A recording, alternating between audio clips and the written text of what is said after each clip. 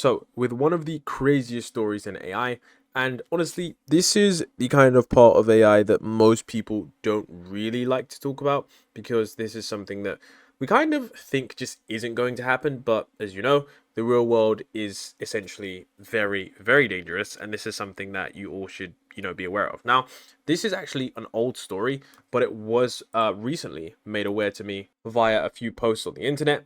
And essentially, a Chinese team of researchers have found that with the right design, robot dogs with machine guns can rival human marksmen.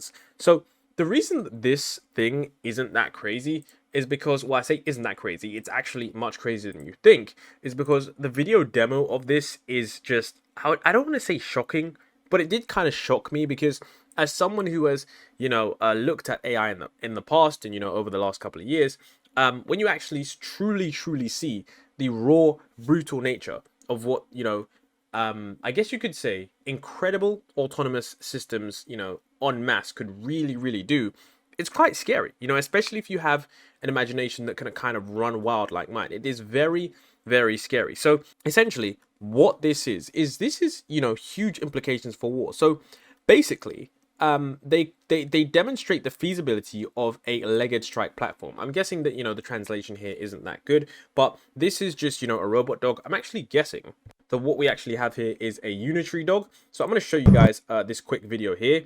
But it's pretty crazy. I'm not gonna play the full thing because I don't want there to be any blockades on shock. It's not really shocking content. I mean, it's on YouTube, but the video is pretty crazy because it showcases this robot dog and it's incredible. Like, genuinely, this is something that shocked me because I could see a world in a few years' time where you have these humanoid robot dogs roaming certain sites, whatever, and carrying out certain actions that, depending on which side of the battlefield you're on, it's either going to be a great thing or it's going to be a bad thing. So this right here, it had remarkable accuracy. Now the accuracy, I'm guessing, right now is probably like an 80 to 60% whatsoever. They said it rivaled marksman's, which is, it's surprising because if we take something like this and then we look at the pace of AI development across the board, and we can see that, across the board, not just generative AI, LLMs, and all that stuff. I'm talking about across the entire field. When I was, truly in the depths of AI, I would be looking at, so many research papers every day. I would be eating my food and just going through the Arxiv website and looking at autonomous drone swarms, just with a bunch of other people in Discord and just looking at the small incremental changes. And this kind of thing here, guys, I can promise you that this is going to get a lot better in the future. So one of the things that I'm thinking is that when is it going to be that we truly change from, I guess, a warfare that is one that is human to one that is autonomous? And I think that increasingly in the future we're going to start to see more and more autonomous warfare because it's going to be something that's far more effective. I'm not sure how much a US soldier costs. I personally don't think there's any value, that you can truly place on a human life. I think they are completely priceless. You shouldn't be like, oh, one person is worth, $10,000 or whatever yearly salary it cost them. But I think that, if you have, a system like this that could simply, run through a building and simply quickly annihilate and, see targets, I think it's going to have remarkable implications for warfare. So, this is going to be something that is pretty crazy. We knew that this was going to be the case. We also saw the implications of AI in dogfighting. That was another area which was recently crazy. But the reason I wanted to include this is because this kind of falls outside of the scope in which most people look at AI in right now, because the spotlight is on, of course, OpenAI. And of course, how, AGI is coming and, generative AI and how models can reason and learn and those kind of things. So I think this kind of thing, whilst it's, not the best kind of news, it's still important to know that, the world is changing in a very interesting place and AI is really going to just dominate certain parts of the industries that we really didn't even think about. So then we did actually get a update from Google. This wasn't really like an update. It was more so a pretty interesting interview with Google's DeepMind's CEO. And this was where he actually talked about with a 2 million context window, people can upload books the size of War and Peace or 1 long hour videos and expect accurate, intelligent interactions with it. And he actually talked about, some of the future developments undergoing work on their new project Astra. So they're working on ingesting live streaming videos that will work as a memory aid for the elderly. That's going to help in practical everyday tasks. And I think this snippet actually does show us a very, very interesting take on how Google intends to use AI. Because one of the things that we've seen recently is that, people like Demis Hassabis and companies like Google, whilst they might not have the best technology, and I say that because there is a small margin in terms of, state of the art versus the next best technology. Of course, that technology is still incredible. I think that what people can see is that Google's genuine goal and intention is, of course, to help the world with their AGI level systems, whereas the narrative from OpenAI has shifted to one where many people are questioning what they're going to do with that power. So take a look at the future of their AI assistants, because I think it's rather important.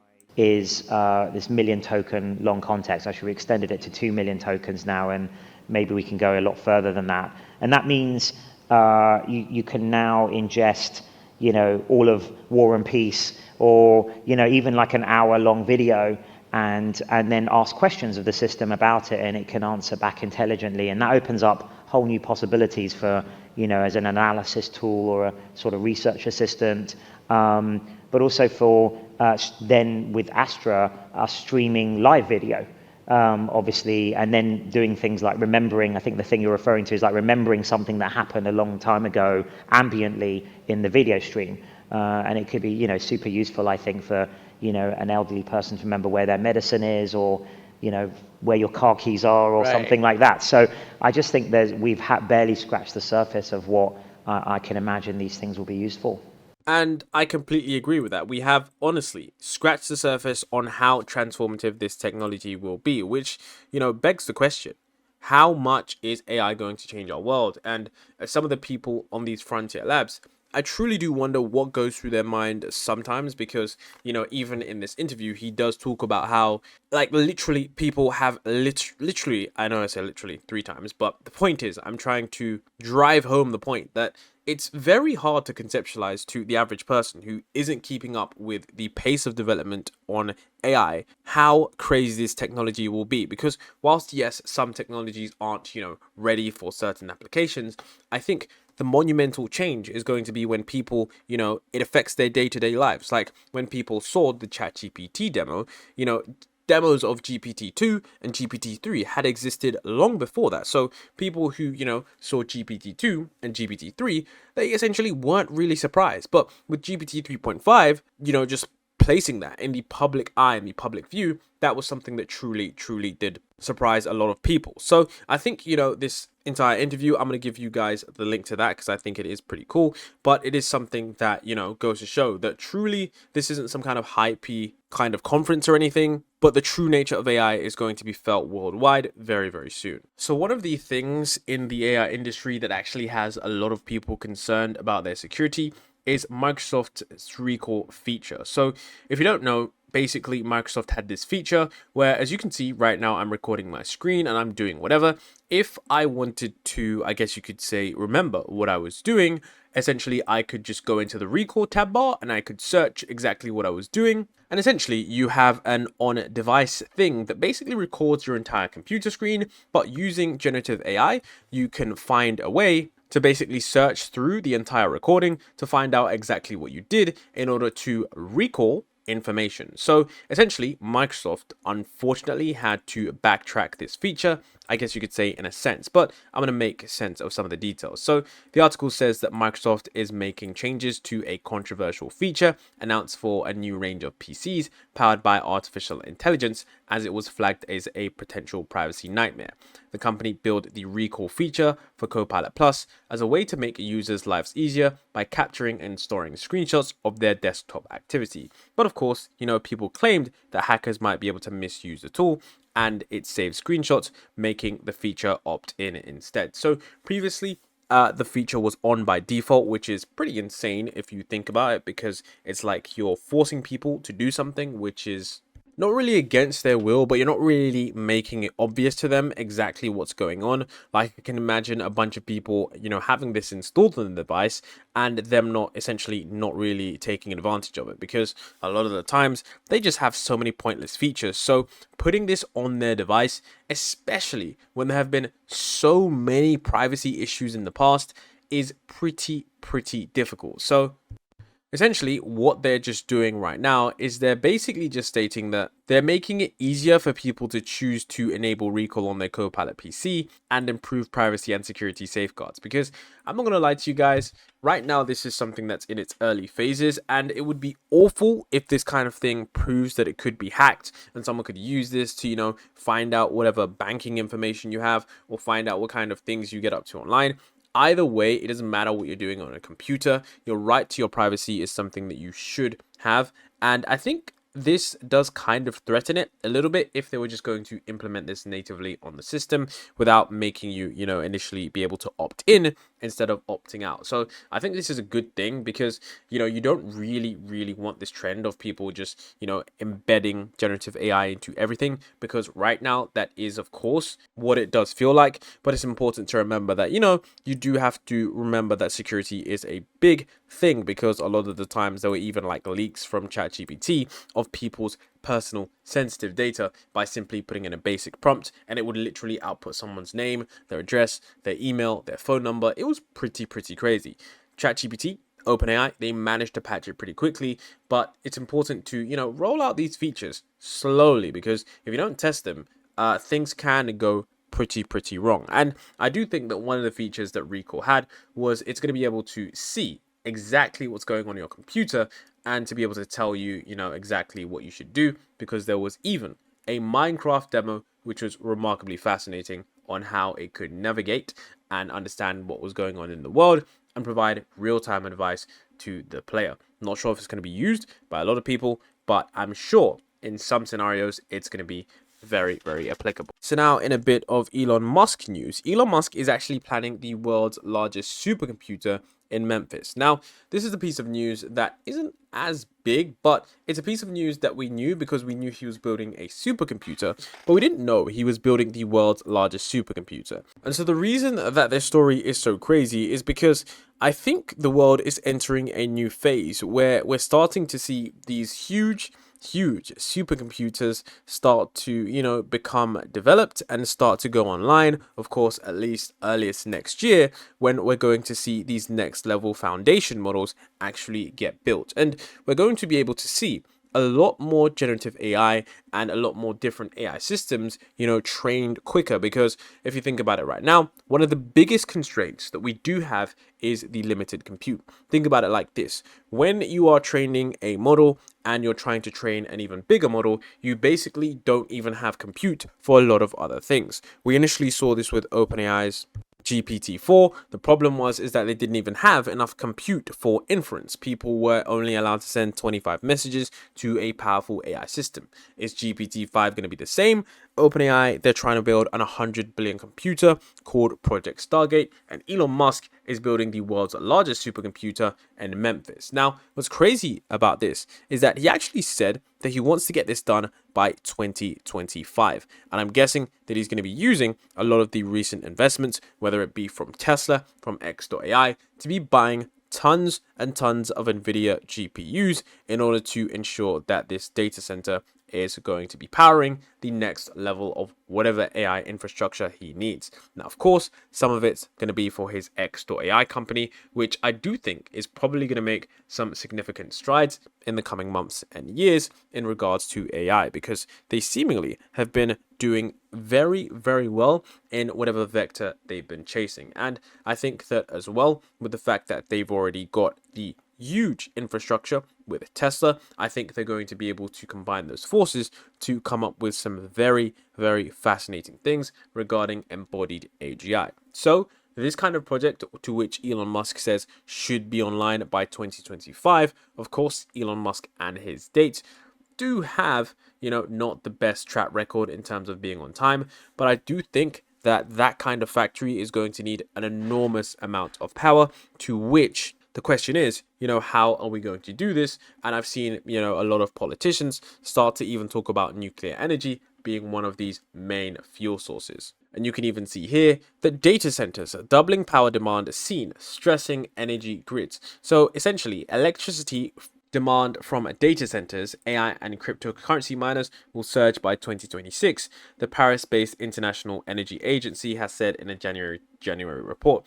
After consuming 460 terawatt hours worldwide in 2022, it's going to be more than double in 2026. And basically, what they're stating is that, look, these kind of data centers that are going to be building the next level of foundation models and these next frontier AI systems, they are going to be truly demanding a huge amount of energy. And that is, I guess it's kind of a concern, because you not only need power for the data center, you also need cooling for the data center. So there's all of these crazy things going on that just lead to not inefficiencies, but just more demands overall in terms of the infrastructure requirements to run these kinds of giant level systems. So we're probably going to see some large level construction things be taking place in the next couple of years as these supercomputers are being built and as these massive data centers to power all of this AI is going to be built. And I think, whichever company manages to build out the infrastructure the fastest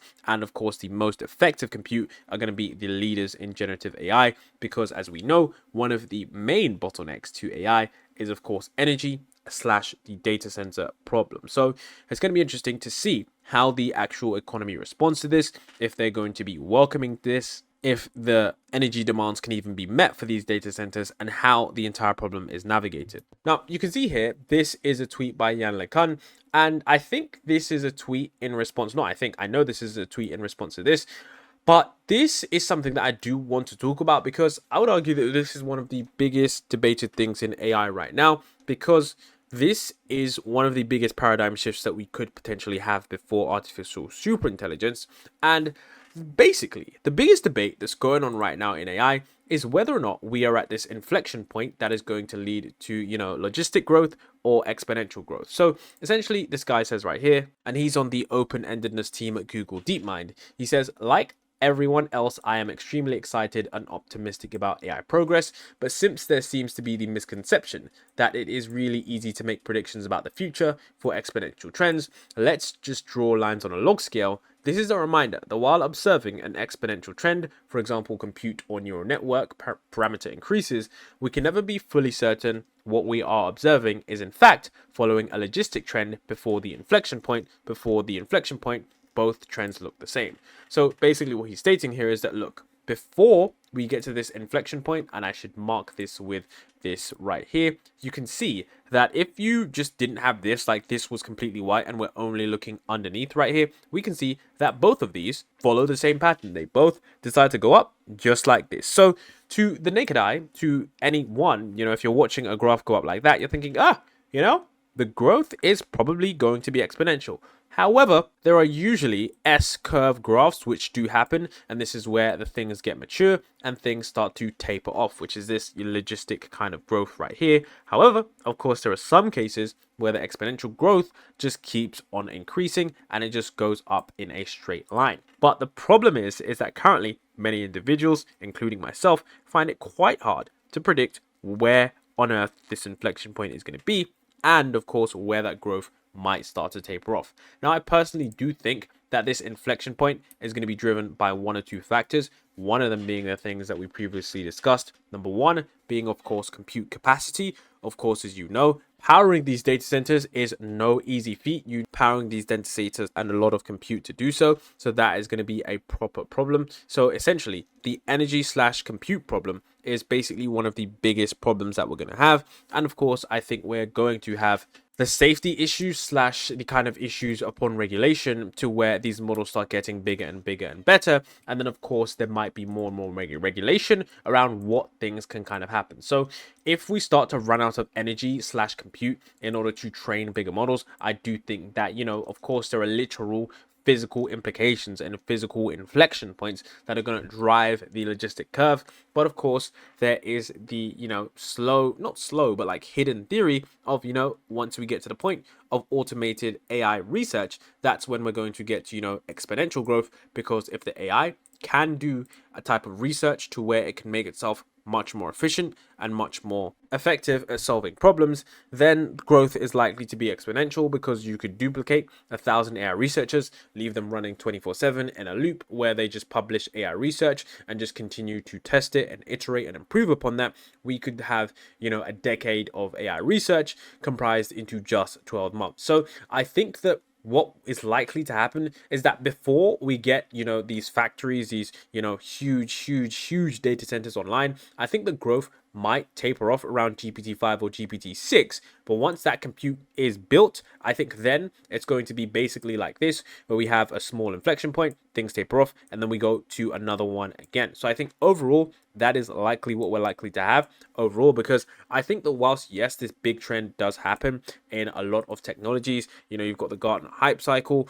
a variety of many different things. I think that what we're basically seeing now is something like this, to where you have like GPT 3.5, then of course you have GPT 4 with a lot of the other foundation models there, and then GPT 5 is apparently going to be the same kind of jump anyways. So we're then going to have that slow, growth, and then of course that taper off until these models get online. I do think that once we do have these massive supercomputers online, I do think that, all it takes is automated AI research to be solved, and then the graph just goes up, maybe not indefinitely due to physical constraints of the actual world, but the growth does start to look more exponential in that area. But the problem is that this is very hard to judge without OpenAI's, input, because right now all AI research is essentially private. And this is what Jan LeCun was basically saying. He said, I've made this point so many times. The beginning of a sigmoid looks like an exponential. Not only can we never be fully certain to what extent we are observing isn't in fact following a logistic trend before the inflection point, we can always be certain that every single exponential trend eventually passes an inflection point and saturates into a sigmoid. So continuing an exponential trend beyond that inflection point requires a paradigm shift. Basically, you require a certain breakthrough if you want whatever curve it is that you're doing in order to go up to the next kind of sigmoid curve. So that's what you kind of need, because no physical process can grow indefinitely. There's always, friction in terms of the dynamics equation that eventually become dominant. Energy consumption, heat dissipation, quantum effects, thermal fluctuations, communication bandwidth, mass/energy density. Basically, you're going to reach the physical limits of Earth, even if you're trying to, grow something indefinitely. So even processes that appear exponential on a long time scale are actually a succession of sigmoids. So what I just spoke about, the sigmoids where you have one that is there, and then it's kind of like followed by another and another, that's basically built on the back of every other paradigm shift. And it says a good example is Moore's law, which is getting saturated right now, but the exponential progress of the last 7 decades is due to a succession of technological paradigm shifts that weren't preordained. Basically, you didn't even think about them. So each paradigm behaved like a sigmoid, each sigmoid overtook the previous one, and then of course it seems exponential. Now, whilst many people are dogging on Rabbit or hating on Humane or whatever it is, whichever kind of product is in the spotlight for being absolutely quote unquote awful, I want to highlight this demo by Sanders Saar on the brilliant AI glasses by Brilliant Labs AR. This is basically open source AI technology that is truly incredible. I saw this on Twitter, and honestly, I'm surprised I didn't retweet this before, because it's a remarkable demo that actually shows the usefulness of generative AI when combined with hardware that actually makes sense to use. I do think that this is where Meta's smart glasses are going in the future, but I want you all to take a look at this, because this is leveraging your phone connectivity and audio, and actually, some of the kind of generative AI apps that we use today. And basically, this is, it's incredible. I want to show you guys this, because once you realize that, augmented reality is going to be a thing, you're going to start to realize that, and I know that many people have seen this before, that this form factor truly does work.